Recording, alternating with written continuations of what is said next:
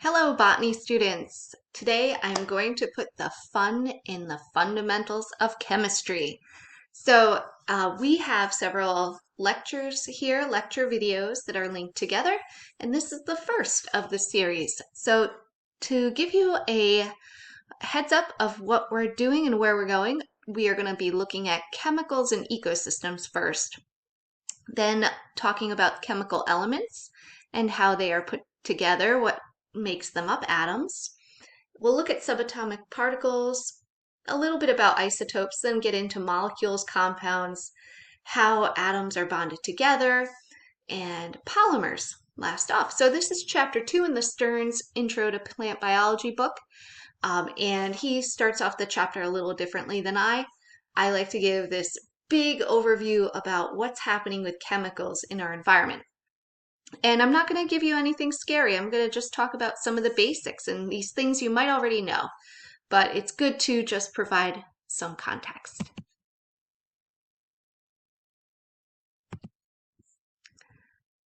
Here's a simple diagram of some chemical you might already know, the water cycle with water, H2O.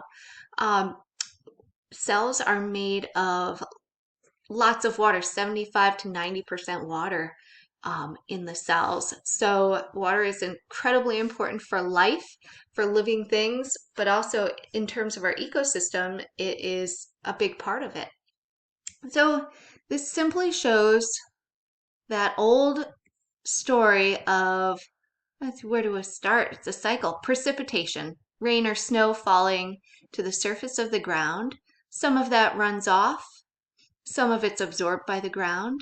Water will accumulate in bodies of water like oceans, lakes, or in aquifers underground, be absorbed by roots of plants and evaporate. And evaporation through plants is called transpiration. Evaporation directly from the body of water is simply evaporation. In either case, that water is leaving the surface of the earth, going up into the atmosphere and condensing in cloud form to form precipitation again. So here, water is being cycled around.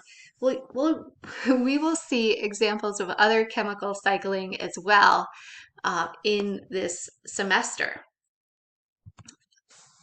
Carbon is another simple one, and this is very kid-friendly diagram showing what's happening with carbon in our environment.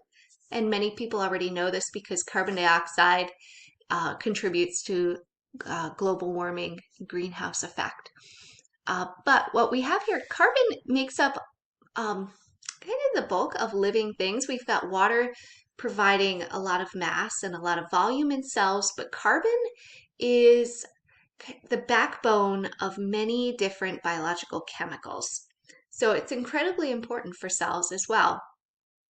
In the big picture, we see carbon in the form of carbon dioxide and also carbohydrates.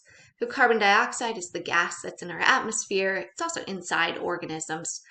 And carbohydrates are found mainly in organisms. So carbon dioxide in the atmosphere gets there through many things, through respiration of organisms. And that's not just breathing, but also cellular respiration, the process of breaking down sugars and carbohydrates. So we get CO2 in our atmosphere from that, from fossil fuels, burning fossil fuels. Just regular cellular processes release carbon into the environment. And carbon will be taken up from the atmosphere by plants through the process of photosynthesis. Plants will take CO2 out of the atmosphere, making carbohydrates.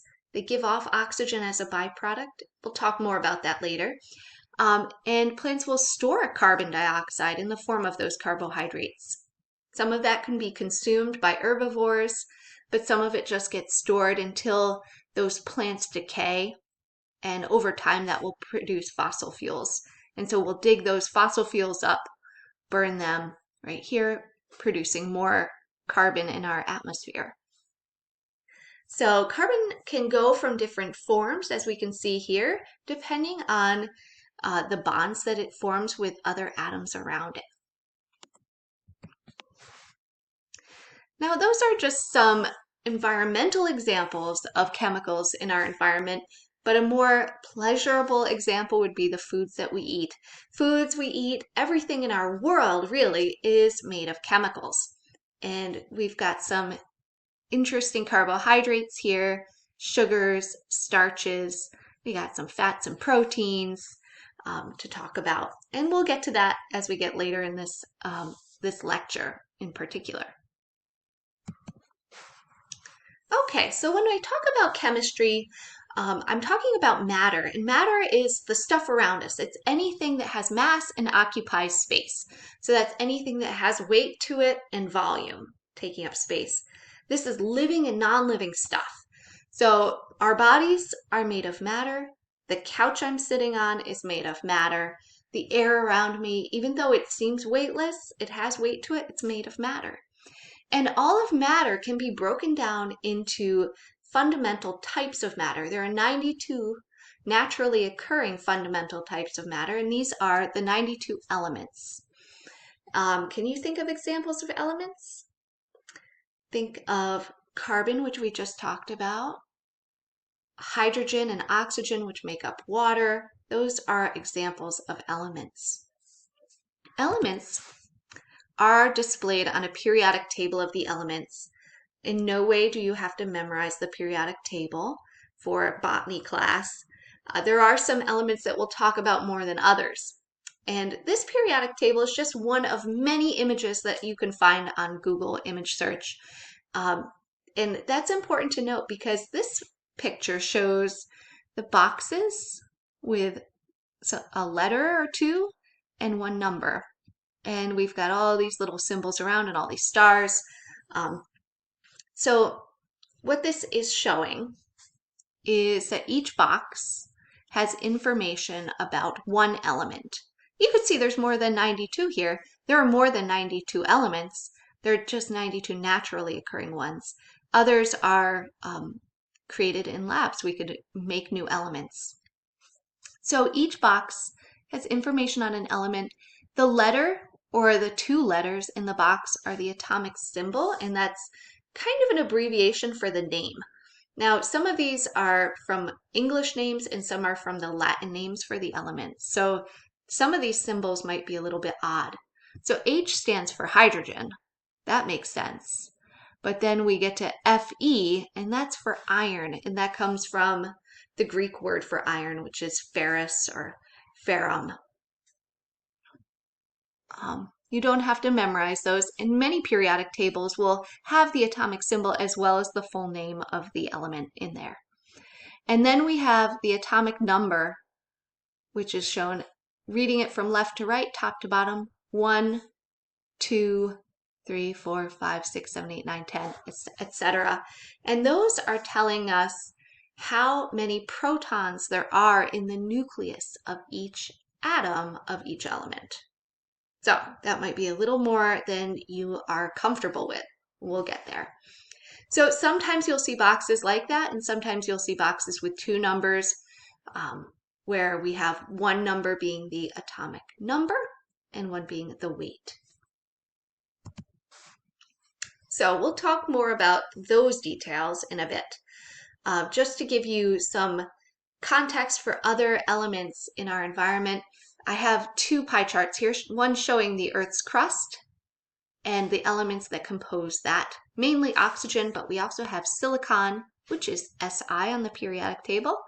We've got aluminum, iron, calcium, sodium, and then over here is a pie chart showing the elements in the human body. Oxygen is another big one, and carbon, hydrogen, nitrogen, calcium, phosphorus, and other elements. So some of these overlap, some of these elements overlap, and some don't. But just to show you that there are elements in the world around us, elements in our body. Elements can take different forms, and the states of matter are what forms I'm talking about here. Elements can be at room temperature either solid, liquid, or gas. Sodium here is shown in its solid form at room temperature. It's a metal. Chlorine is a greenish gas. One liquid element that comes to mind, liquid at room temperature, is mercury. It's a metal that is liquid, very dense, and also slightly toxic, quite toxic. In this picture, we can see the differences between the forms of sodium and chlorine, but when we put them together, we can get something that's safe and very different from both of those. Sodium chloride, which is our common table salt.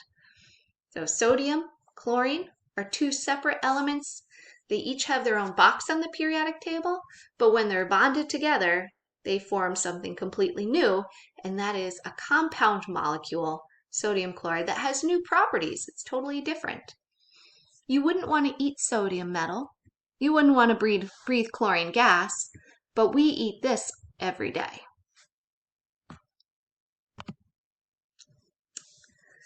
So let's look at the structure of atoms. What do they look like? What do scientists think they look like? We can't see an atom with a microscope. It's much too small for that, but we can detect atoms and visualize them using really complex technology. And so we have some idea of what they look like. An atom is the smallest particle of an element. So carbon, oxygen, those are a type of matter. And when we want to talk about one little piece of that, the smallest piece we can get, that's an atom. And from our use of technology, we can tell that atoms are composed of three types of subatomic particles. Though that means that there are particles that are smaller than atoms that make up the atoms. One is protons. Protons have a positive charge. That's an electromagnetic positive charge, like on a magnet. It will attract negative charges. And protons are located in the nucleus. So we have some very good technology that can help us detect those. Also, we have neutrons that are located in the nucleus, and they have a neutral charge. Neutrons are neutral, positive. And lastly, we have our electrons. Electrons are negatively charged and orbit the nucleus. They're also teeny tiny. And while protons and neutrons each have a detectable weight to them, electrons are virtually weightless. And they rotate around the outside of the atom.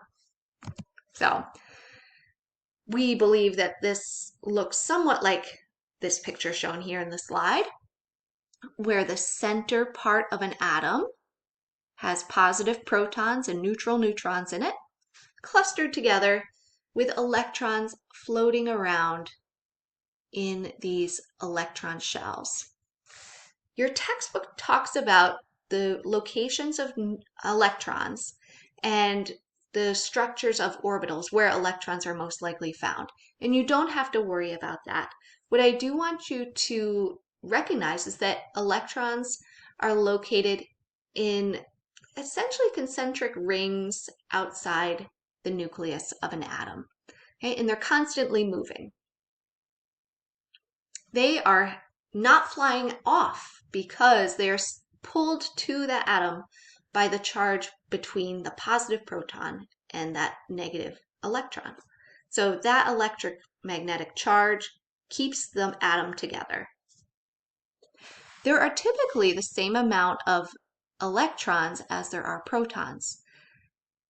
That is so that this atom has a balanced charge to it overall, an overall charge of 0, because the positives and negatives cancel each other out.